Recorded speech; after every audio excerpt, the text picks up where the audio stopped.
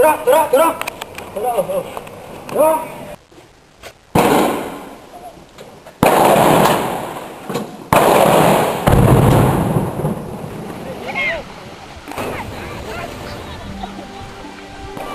the immediate aftermath of Burma's first elections in 20 years, armed conflict between the State Peace and Development Council Army and Democratic Karen Buddhist Army in eastern Burma has resulted in the largest influxes of civilians fleeing into Thailand in more than a decade.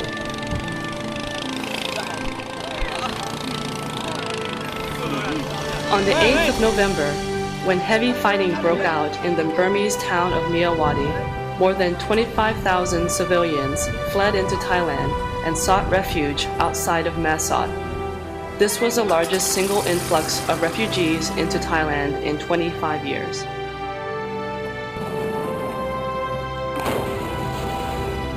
Armed conflict and the threat of further fighting have spread into other areas on the border in the weeks following the initial outbreak of violence, with thousands of civilians on the move and at risk in a hostile environment.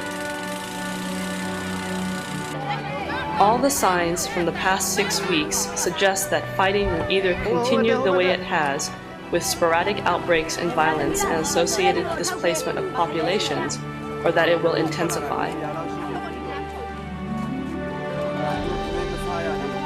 There is also a risk that fighting may spread further along Burma's borders, as a number of armed groups continue to reject the government's attempts to transform them into border guard forces under central government control.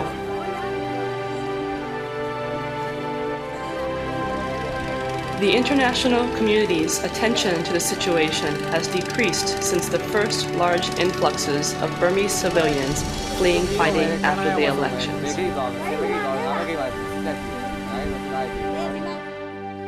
However, civilians in areas of Karen State opposite Thailand's Sangkhaburi, Mae Hong Son, and Tak provinces continue to move back and forth across the border area.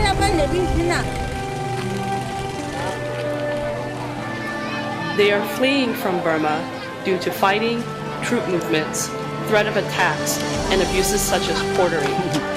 They are returning to Burma due to pressure from Thai authorities. Civilians from the Karen village of Palu have been crossing back and forth across the river separating Thailand from Burma since the fighting spread down into this part of Karen State on 27th of November. The civilians from Palu had initially been offered shelter in a Thai town south of Mae Sot, but time and time again they were sent back into Burma, only to come back into Thailand shortly afterwards when fighting broke out again.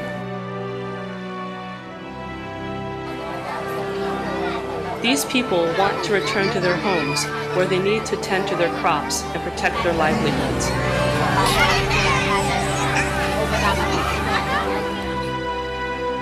But they are also afraid of the fighting and of human rights abuses, such as being forced by the military to work as porters or human rights abuse.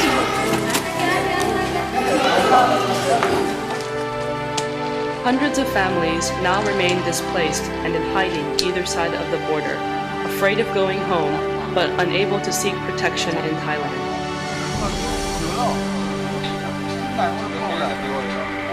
Many civilians also risk their safety on a daily basis to cross back into their villages, where they still have to tend to their crops and protect what remains of their livelihoods.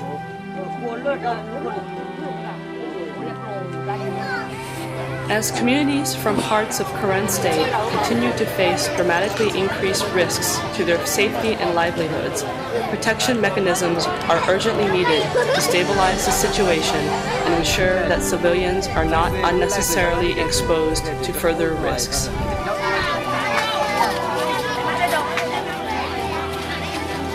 We urge the Thai people and authorities to continue to allow Burmese civilians fleeing actual or anticipated conflict to seek temporary shelter on Thai soil.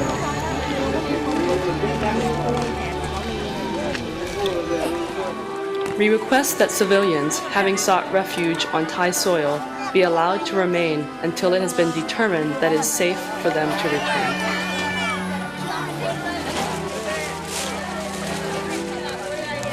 We ask that all stakeholders be involved in developing a joint contingency plan for further influxes of displaced civilians into Thailand.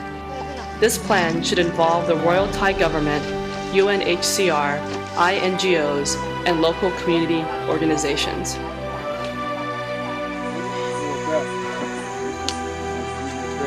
We call on the international community to exert pressure on the Burmese military regime to cease all attacks against ethnic communities and engage in tripartite dialogue with ethnic representatives and the democratic opposition to find a more sustainable solution to this situation.